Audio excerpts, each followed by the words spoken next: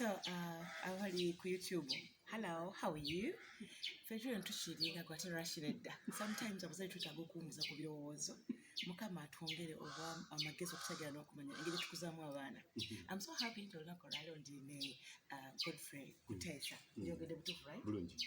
Ono mwami yasalawo okwata ku baana abalenzi engeri tuyinza obakuzaamu mu ngeri ennungi. Sinewuunya engeri ekirowoozaku because abakyala ffe tusiga kufokasinga ku baana bawala bokka betubeerako ofukamira abuuza kola booti naye ate abalenzi batubasuddeyo gwa naggamba. So what you tell me an idea? No, the idea came from where I grew up.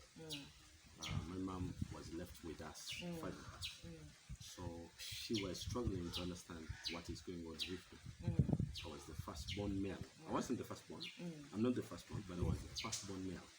So it was easy for her to manage my elder sister, my eldest sister, then the other one, but then the one I followed. And then, but me who follows that, it was disturbing. So, absolutely. So what happens?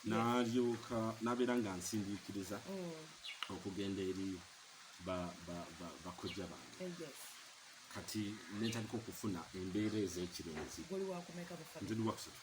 Yes, natandika okusindikiza okugenda eyo. Nga buli kodde weetuuka naye nali sikyagala. Nali njagala kubeera wuwe.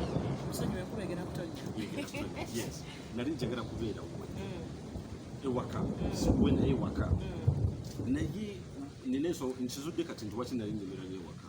Kubanga ye mukyala. Nsobola okummanipulatinga. Asobola okungamba okoze ebintu neziruka neziredi. Asobola okungamba okukula kino. You know, boys have a way of manipulating their mothers. Ekyo kyo njagala okumanya. Kakati naye yansindikanga kubanga oli taata wange yali alaba nagambye koza bintu. Ayogera gumu. Yes, takiddamu. So bwe nkula kati mwezi nkiraba nti yali yannejjako bwaki kubanga omukyala yenna yasobola okukuza omwana naye tasobola kugunjula mwana mulenzi. Tasobola kukuza musajja. Tekisoboka. Kiba kibuzibu nnyo okugyamu omusajja. Naye ate ng'okuza omukazi. Bulungi nnyo kubanga embeera z'ekikyala. Ozirina. Yes, ozirina ng'omugamba okwata bw'oti omusajja wagambako okola bw'oti nze nno bwe nali myaka egyo nali nkola bw'enti. Ezo zonna story az'associatingako oba atandika okuzirelatingako. Naye kakati ffe abasajja tetuyiga nnyo ku kibayita associate learning. No. Tuyiga nnyo ng'ondi kumpi. You understand?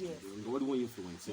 So ekirowoozo bwe kyava eyo ate saakyereetako nzeka yali mwoyo wa Mukama. It's the spirit of the Lord that guided me. Natandika the children's ministry naye nali sinnatandika balenzi. Obuweereza nabutandika mu 2005. Wow. Yes, kubanga nafuna obulokozi mu 2003. Yes, kati nentandika obuweereza Katonda nantandisa obuweereza mu 2005 nga ndi children's pastor. By then Katonda ndowooza yali akyansomesa okukwatagana n'abaana balenzi okubayigulira enjiri okubakola ki. That is 2005. Era nalwirawo ddala emyaka ndowooza nga 5 nga ndi children's pastor of Victory. Then Katonda nampushinga maaso. Then ate nembivaamu. Bwe mbivaamu nembaako ensi gye ndaba ate nankomyawo. That is 2010. Bwe nkomawo 2010 kati ate Katonda n'abeera wanzigulirawo oluggi eri abakyala b'abaana abalenzi. The mothers who are raising sons. Yes. So that, I think that's when we 2013 now we're not trusting. Yes. 2013 nga Katonda atandise okunteekako burden eri mothers who are raising sons. Kubanga osanga omukyala ng'alina abalenzi naye nga talina taata mu bulamu. Absolutely. Abaana bwe tebalina taata. Absolutely. Either yafa asobola obuvunaanyizibwa bwe oba nga tamumanyi namumanya. Absolutely. Yes. So the mothers who are raising sons obuweereza bwe bwava nti nasooka ku reaching out eri bamaama abalina abaana balenzi. Yes, olina abaana bawala naye abaana balenzi. You are confused of how to handle this boy. Yes. Oba oli too hard. Oba oli too soft. You know, oba confused. Obeera confused. Teri maama alina mwana mulenzi atabeera confused. Yes, obeera confused. Oba olabika ndi mukambwe nnyo oba ndi soft nnyo. Simanyi mwana ono kyalibeera. And that is the question that my mom used to ask. Omwana ono alibeera ki? Omwana ono alibeera ki? So you are doubting yourself. Why are you doubting yourself? Lw'ensonga nti tobeerangako omusajja era tolibeera. So obuweereza ne bukuliraawo katonda nanzisinkanya abakyala abangi nnyo abali passionate about boys. Sigamba nti nasooka kulaba nga tewali mulezi, no, katonda yantuma mu kino. And when God sends you in this, akuwa n'ekisa to be able to do this. Nenfuna resistance awo nga twatandika 2013, abantu batandika okubuuza ebibuuzo, lwaki balenzi? Yes, why boys?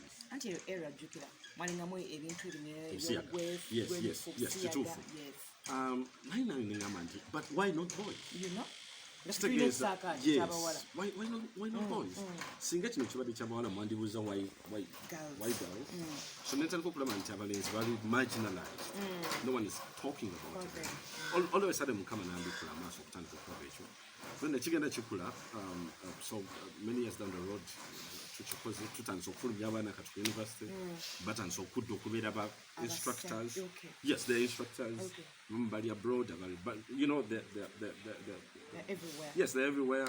We're going to do homecoming very soon. So some of them who are abroad, to come and talk to them. For how long? That is very interesting. It's interesting. It's Marines. Once a Marine, always a Marine. True. Boyingira BMP. What is BMP? Boys Mentorship Program. Boyingira Boys Mentorship Program, you are full-time a member. So, mobile programs. Sometimes, Kati, recently we had an adolescent program. That is from 8 years to 15. Abana betubadde nabo, then tubadde twogera ku akasolo k'omulenzi kakula katya, hormones zaffe zibeera zitya, androgens, bw'otandika okujja ebirevu, what does it mean? Yes, it was absolutely. Yeah. You saw that. Yes, the Adam's apple. Twagera ku Adam's apple. Ne tuginyonyola. Not so much in the biological, but in our sense as boys. Kuba ina abana abamu nga batya olw'okuba tebagiina, so they feel less of boys. Oyina ne bali abagiina nga balowooza kagenda kuvaamu. So I was giving them a story that my father has this.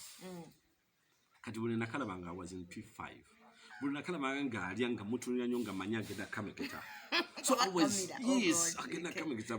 So buli wameketa embeera ng'emba ndowooza nakaka twaliddemu. Until, so he never took time to explain this to me. Naye nze mba njagala mpeeyo information n'abaana. Omwana ono mukwatako program gy'abazeemu. Programs zaffe tezi-replicating. There's only one replicating program that we have, and that is the December program, which is militaristic. Yes, it is militaristic. So, that is militaristic, purely. Because you know kujamo omwana ono obunafu buno to start standing on their own, so that is the December. But these short programs katinga gye tulina Kalangala, it is ebeera enakyetunuulidde nti buno omulundi tutunide badolescents bano twagala kubasomesa about shaving, twagala kubasomesa about let's say washing, twagala kubasomesa about wet dreams. Yes, wet dreams. Lwitwakota ne bombo bonna ne tubakuisa bombo ne banaaba. So wet dreams, waliwo abamu ababadde okwerooterera. Yes, ababadde bawulira obubi, they feel ashamed. They bagamba, no, this is it. It is normal. Then also to debunk what we call the negative myths about things that happen. You know, when you go to a person who is a girl child passionist, asobola okusomesa omwana omuwala, no, this age ojja kulwala, ojja kwekona akagere, and it's no more. The moment you bring in, it's no more. So my daughter doesn't have to feel. Zikati muwala wange yali atuuka awo okwekona akagere, so n'aba kadisita yatya nnyo. Oh yes. Atera mami, Yes. nvamu some Black. milk. Yes. Yeah, Oh yes. Oh yes. Ate yange irimu milk. Yes. Obaminyira. Nemugamba no honey. I know. Otandise okukola. I know. Kati otandise okuyinga mu stage bayita a young lady. Oh yes. Otandise okukola. You're no longer a baby girl, but a young lady. So kakati n'okukyusa mutukole kino olinakukola kino. So bw'atuuka n'okwekona akagere. Same thing. Absolutely.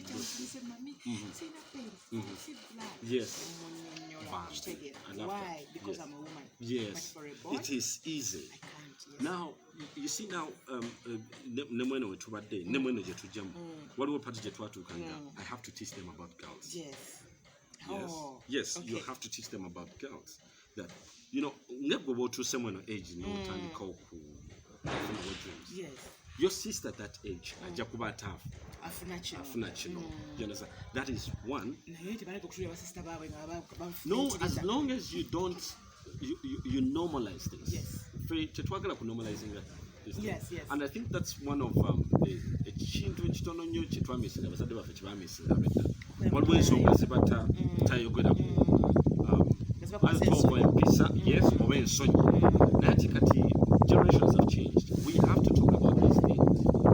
And I think that's a good Twitter. Yeah, on omukyalo next yes, yawandiika n'agamba. Yes, yawandiika n'agamba nti mutabani we yazze n'amubuuza what's a condom. By the way, Caritas, you need this. Because you know abalenzi babiri bakulidde ddala and oli mukyala. Namubuuza, Mom, what's a condom? Yes. N'abagamba kankomewo. Mami, yes. Kati okitandika otya because a condom is this thing, you use it like this, you know, but when you're faithful, you don't need this. So okukireetamu message gye bategeera, what we call age appropriate. Yes. Even up to now, you still have fine people, let's say mothers, who are ashamed of talking about these things. But now, you know, our generation, there is an overflow of information, yes, right and wrong information, and it gets consumed in there. So when your son lands on information that is not right, they might not tell you. Like recently, we were adolescent program, traveled to get up erection. Then I had to separate two words. One word chigambo chiwaita ejaculation. Now we don't chigambo chiwaita masturbation. Yes. Those are two different words, and they mean different. They mean differently. Okay. When scientists come who are pro, they will use the word. They will say masturbation is good or healthy, but what they mean actually is ejaculation. Ejaculation is what a man gets when they are in sexual intercourse. Yes. You understand? You ejaculate, you release that When you're with a female. Yes. That is. But now, masturbation is when you sexually arouse yourself and you push yourself to ejaculate. That's masturbation. Now, this is not healthy. This is healthy. So masturbation is not healthy. no, it's not. Yes. And it's not actually left spiritual good zion name, physical zion. But it is healthy to ejaculate. Because when you are in sexual intercourse, so we were recently talking about that, and one of the boys, he's just finished with now when he comes, sir, I've got all these recordings by the way. When I'm teaching, I'm always recording. Wow. So, sir, so you say masturbation is not healthy. So what do you mean? What about, what if I'm married? What we have was the other boy is very brilliant. What if I am married and then my wife gives me a hand job? Would you chigama cha kosa netam ja kosa a hand job? Na yati ya soka kwe defending. Nagamba, what if I am married? Yes. No, here, yes, you're married, that's okay. But still, this is masturbation. That's not ejaculation. So there are negative things about this. And then you also have some boys that have got negative or confusing information from their teachers. True. Because their teachers are not equipped with this information, so they give the wrong information. So the purpose of doing such programs, short programs, is to be able to give the right doses. That's number one, the right dose. Because For a particular age. yes, for what age appropriate dose. That's why when you go to the clinic or pharmacy, there's someone on myaka mumenyera mwempeke. Naye ate bagamba nti omuntu wa myaka emeka nti 18 muwe 2 omulundi gumu. So you give the right dose. In handling boys, especially for the mothers, when you're handling boys, waliwo wokoma nga yedde okoze bulungi byonna naye waliwo wokoma batabani bange gwenga maama olina ekirungo kyobateekamu naye ekirungo ekyo waliwo wokoma nga tokyalina kyomuteekamu nga yeetaaga mwami bwanika ayingiremu naye ate mwami bwanika ne bw'atayogera nabo. I want you to mark this. Kituufu. bamaama bangi basindikiza nnyo bamwami bwani okwogera omusajja yenna teyeetaaga waliwo ebiseera ebisinga nga teyeetaaga kwogera na mwana nga just kumusemberera kuvuga vuzi emotoka naye jangu kwatireko wano gwe situlaawo that presence of a man in the life of a boy waliwo ekiweetuukanga obayeekiseseza katabani kaye kate by the way ali 9 21st we yabaze myaka mwenda my first not the first born my first, the first male like born yes so yagenda bulungi n'amala okulya nasituka ku mmeeza and I was like sebo yekitegeeza mami tadi wamala okulya avaawo nemujjawo essowaani so I thought boys bava bave ku dining abola ne bajjawo essowaani nemugamba sebo siwe bibeera ekyo dali akikola kubanga wano wowe thank you yes kati wano wawo absolutely paka olifuna ewuwo olekikola yes right now yes oyimuka nessowaani nekiteeka mu sink n'ofumbya ng'ate ofukamidde now kakati the difference that your son has been observing the father and also observed you. Yes. Netasobola kopa bibyo. Naye akopa byo oli checho. Waki nagambe? Boys do what we call observational learning. Omuntu anavuga emotoka bwati. Nange bwe nagula emotoka nja teeka wantu omukono bwenti. Nze gia agikola bwati. So there is an age, 9 not yet, but there is when you get to age 14, 13 for boys, they need males around.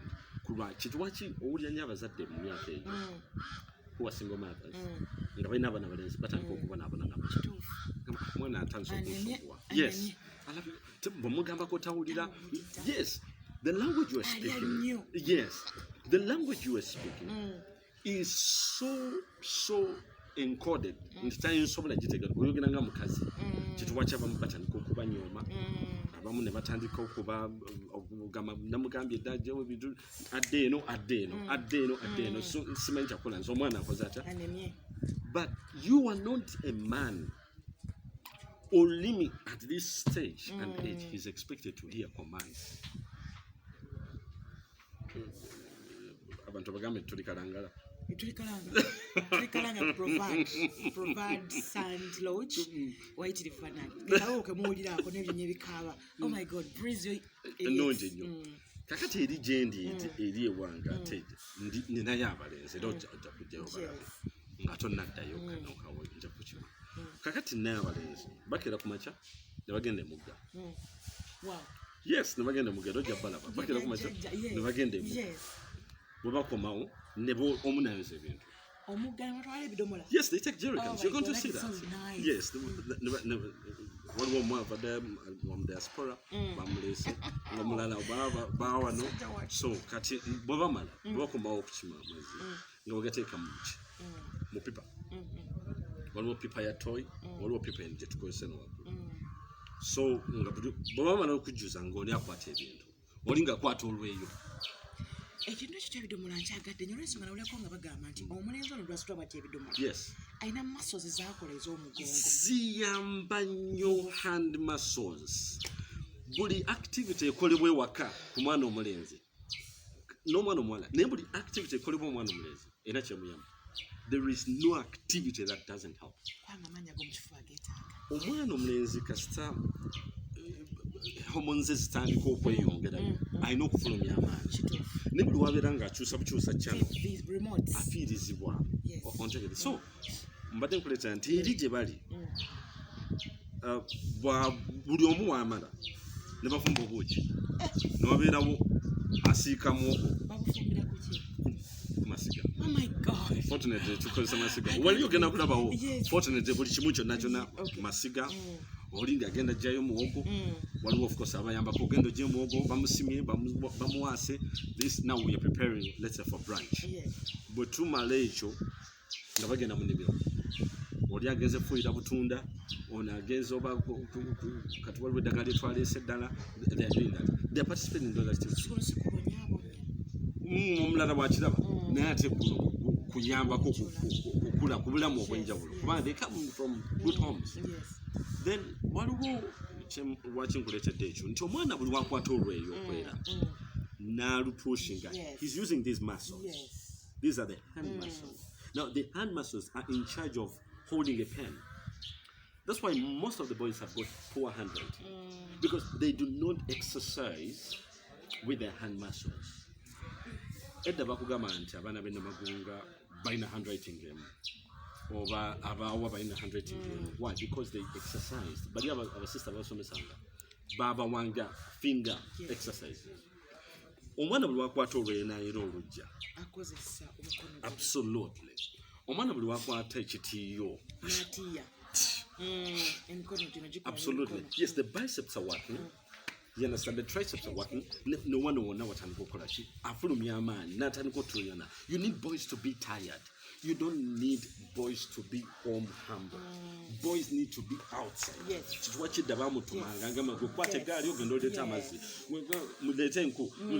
You don't sit down. You don't sit down. Why? Because alina kubanga alaba. Alina kubanga afuluma outdoor, not indoor. Boys, we're not meant to be indoors. We're meant to be outdoors. Can we example that? What we mandate recently, concentration of some. No, wompe yakadayo. Nengula mapesa. Omutwalo gumu. Mpulira. 10,000 batches. Netugule uzi. Nengula akagoye. Tunga. Nipso. Yes. Do you know the concentration that you need? Absolutely. Yes. To fix a thread. Nunako. Nyiga. No, Nyingiza mukagana noddayo n'okanyola nako. Yakwata wuzi eyo n'empiso ku ssaawa 2. Wuzi yagiyingizaamu ssaawa 4. Kubanga buli wagiyingizaamu yeeweta. Even holding the thread. That dexterity, in English it's called dexterity, that the ability to make use of to hold an object and those motor skills. So abana won't have, but we think that they will get them along the way, and it's not going to happen. So when it comes to boys, otekayo nyamani ku bintu ebimuyamba so ebimunyumira. Nachikusomesa kwa tako. Ebimuyamba so ebimunyumira. Yes, indeed. Nga mugamba, do you want to eat? Yes. Do you want to sweep the house? Would you want to eat? Do you want to kati where we are? It's a command. Just go. Sichetaga na kuda mubogera. As long as we are here, we tuli mu nyumba baya. Tuli mu tents. Tuli mu Kangene enkulu eri mu kutonya. Yes, tuli mu tents. So bamanyi okulembeka amazzi. I no longer need to tell them lembeka the water. Exactly. There you go. This morning I was teaching about self-control on a platform. Not the Bible self-control. Self-control happens in 3 phases. Waliwo impulsive control. Omwana bwota aliko kulaba ngo omwana wo apakuka. Otategiranga yakikutedda. Asudde biri. Yes. He's lacking impulsive control. Waliwo control endala eya emotions.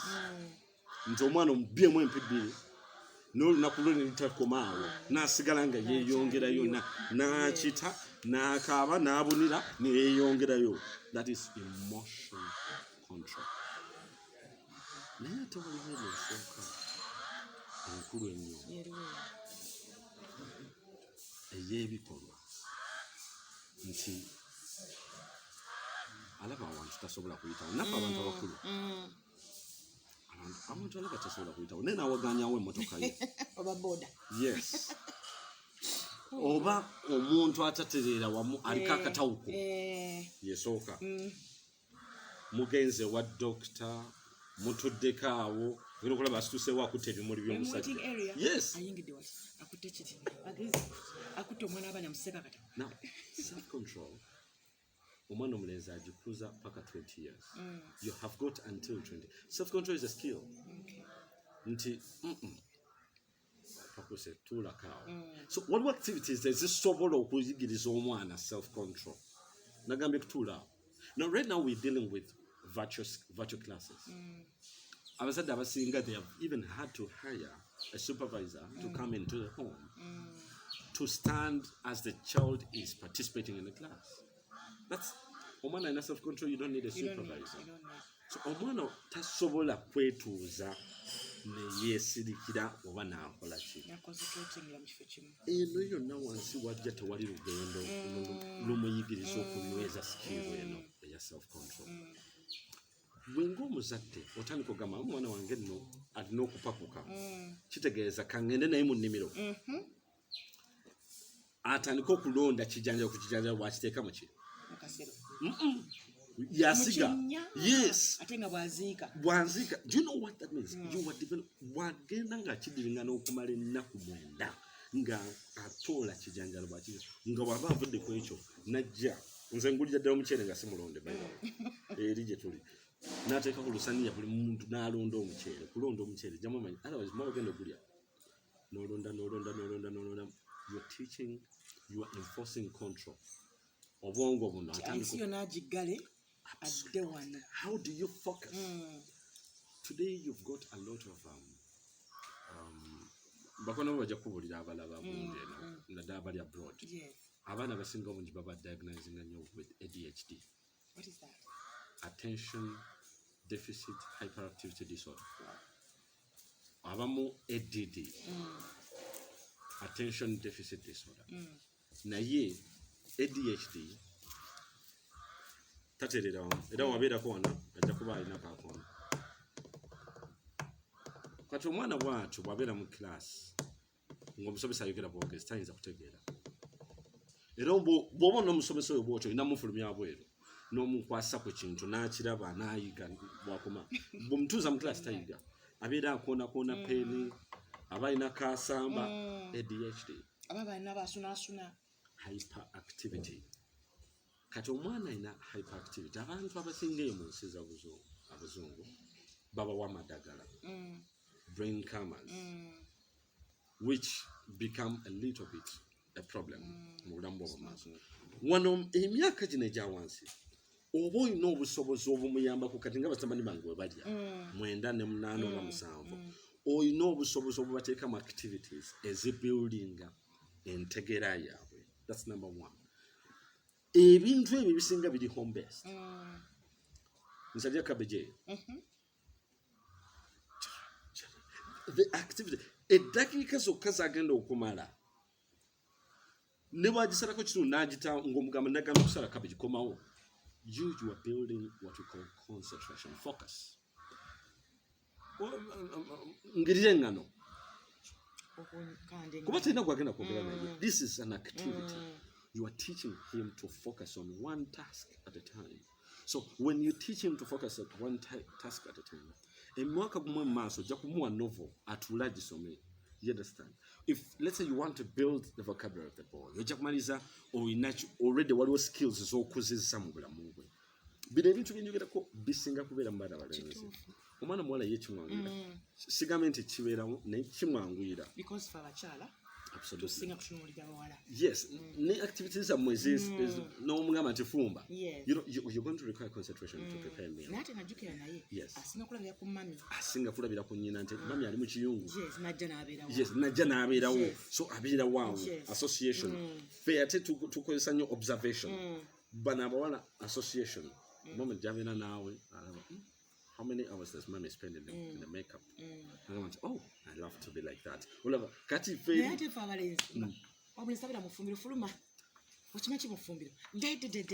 So, ebintu bino ebisinga omukyala naddala omukyala alina omwana omulenzi. You start to observe these things. N'ogamba nti omwana ono kati ku level gye ndiko alabika okuba nga takyapickinga commands zange. What commands? Yes. Rejected. Yes. Rejected. Ng'omanya no kati yeetagamu eddoboozi eddene.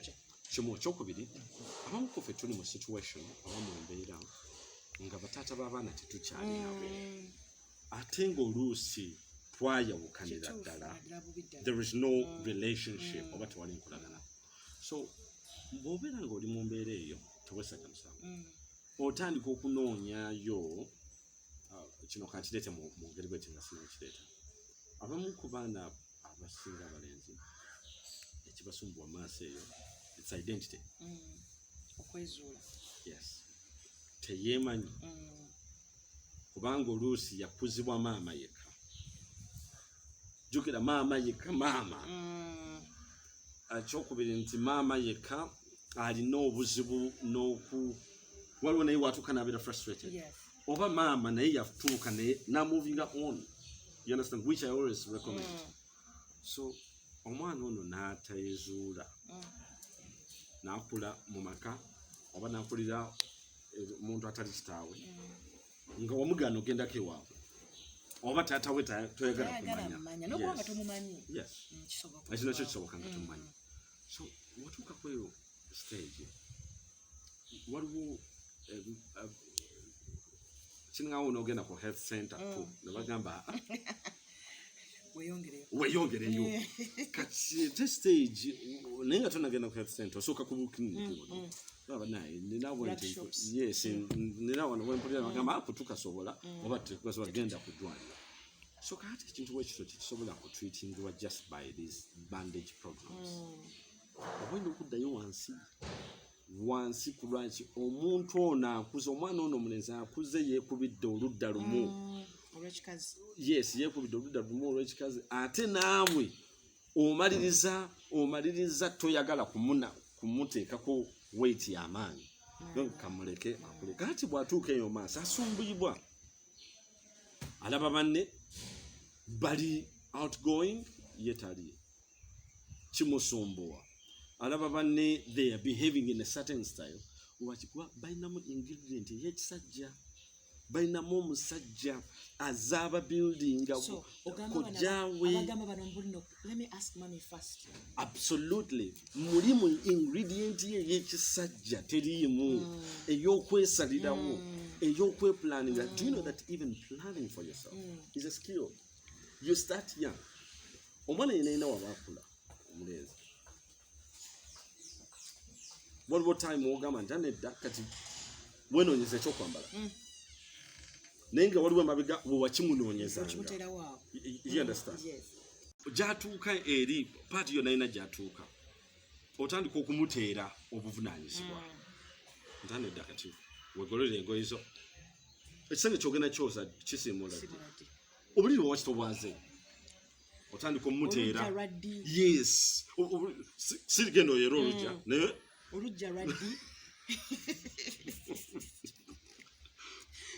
oli mumuteerawo okwerowooleza with an assumption that ku myaka 14 nja kubasigamba nti genda onaabe naye gwe towulira nti owunya muntu kyatabulira nti owunya ku myaka 18 enjogera n'ekyuka ogenda kwagala mwana waani ng'ofaanana bwotyo olaba nti kati byonna bikyuse naye nga byonna kiri ku kintu kimu kunaaba obuvunaanyizibwa buno bugenze bukyuka okusinziira ku development y'omwana kakati waliwo age ng'ate omwana mulenzi oyo gwenga maama ebigambo bwe bikendeera nga birina okukendeera si nga bikendeera nga birina okukendeera your words are supposed to be fewer at a certain age, let's say 14 and the man's words become actually more and you don't talk a lot. I told you to wash my car. Why didn't you wash it? There is less time for bargaining or explaining. I told you to. Why didn't you? I told you to, let's say to, why did you talk to your mom like this? Why? Ati kyekyo wakinagambye nti onoonya abantu abalina okusookera we waaba w'omwana kyekyo waki tewojjangako waaba w'omwana bwe baba nga tebaagala kumanya kati kyeki development and modernization erina ebintu byetuleetedde kyekyo wakyereese programs nga zino n'ezitali ene yange waliwo programs endala nyingi watoto tubanza okufuna ntya like okuyinga mu program eyo nyakuyamba muzadde munange aliyo nange bible yetujja yes kati nga tonajja omuntu yenna nga tanajja mu program yaffe mba njagala asooka amanyi kyayagala otyo abantu bangi bajja tebamanyi kyebaagala ate ne batafuna kibadde basuubira ffe ne tubawa kyetugaba ne bagamba nti andedda program is too hard sooka omanyi kyoyagala okiwulidde nti Omanyiwo. kubanga ojja kujja ewange fe we are men, Yes. we train men. Men. We don't do babysitting services. Yes. No cry babies. Yes. Katujja baby cho tukikeze ku macha tukiddusa emisinde kiyiike Ogenda ku luzi kiyiike. yes kikubira essimu of course tewali ssimu tulinda paka w'okomawo okomewo agambe is this what you signed up for? You people, I paid you my money for this. So komanyi kyoyagala. Not every boy is supposed to enroll in boys mentorship. We're not meant for every boy. Waliwo programs impitirivu muzinoonye bw'otuukayo nga kyoyagala kiri eyo stick to that. As long as it's well grounded and it's strong, stick to that. Bw'otuukayo nga tebalina kye baagala bweyongereyo. Yes, onoonye kyoyagala. Ono ncho soko omanye kyoyagala kubanga saagala ondeetere mwana ate omwana akomewo ng'alina kyayize ate otandika kiwateringa down. No, sorry, you've got wounds. Oh, sorry, because omwana I'm so omulenzi. sorry, sali kututte. Yes. You know, for me, when a boy is brought into a program, waliwo ebintu bye tomanyi omwana byalina okudda nabyo. Let's say when you sign up for a militaristic bootcamp, omwana alina okudda n'ebiwundu. Era kasita kuba nga talina biwundu nyinga nnyo nenakuwala nnyo kubanga tuba tukubbye. Naye ate nga ne brother waffe batyo baakola. Ennume kyekyo kibagamba ekula bigo buli kigo kiteeka okubaako ki ekiwundu. So ate omwana akomyewo ate you starting to apologize. Ondeetedde omwana for disciplining nkoze ekyomundeetedde ate ozeeyo gamba okay sorry but you see Jason, I'm really sorry. I wouldn't. Actually, I did not know that they are going to be tough, but I'm sorry. Let me even call him. Yes. Absolutely. Absolutely. So, she's watching now means no, not me. So, komanyi kyoyagala. Si kyoyagala. It might not actually be the program. Enzira kubanga coach, football coach. Enzira kuba baseball coach. Yes. Buli mwana yenna waliwo stage gyatuuka nga yeetagayo omuntu omu bw'ati okumusparkinga to fly or to soar. Yes. Nga yeetagayo just let's say one tech person amusisinkane ayagale byakola ajja mustadini. Naye waliwo abaana abamu kati nga programu yaffe eneddako we're coming on the first. Waliwo abaana of September. Okay. Yes, waliwo kati eyegenda kuba efocusinga ku public speaking. Boy expression. How do we express ourselves? Then body hygiene. Public speaking, boy expression, then body hygiene. So what will stage you? Ngomwana wetakumusomesa how to express. Abana tebamanyi kwogera. Yes. They're not. Look in the camera. Look in the camera. Exactly. Absolutely. I'm right here. Yes. And in fact, there is a certain girls' program where Peter, and the girls were speaking. But you see, Mr. Kuteesa, boys don't know how to talk to us. Boys don't know how to kukwana. Yetia, tamanyi kwogera ki ayagala. Yes. So in that sense, boy expression has been lost.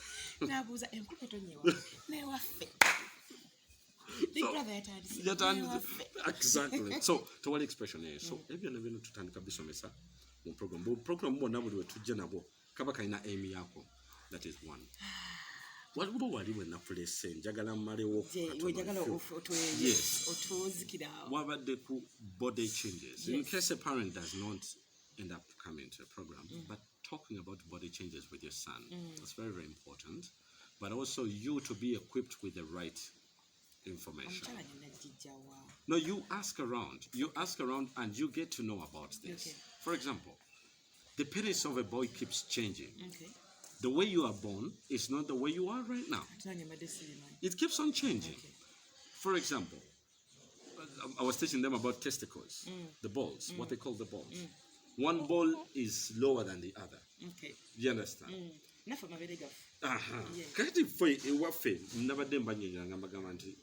Have you ever observed?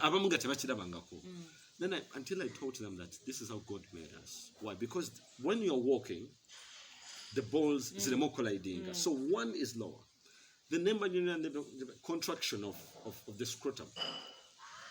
One akasaka tapo ka contracting hiti yafe ate ne ka loosening nga tudduka.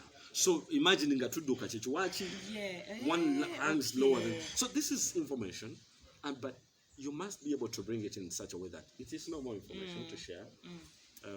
Also about, let's say, pimples, sebum, try to talk about sebum oil. It's in excess. Boybanga says no one will lose to now pimples, nemuchifuba, lucy hair, so many things. So many things. So that body changes. So every mother should be able at least to give information until the boy is 10. You should be able to give information, the right information, until the boy is 10.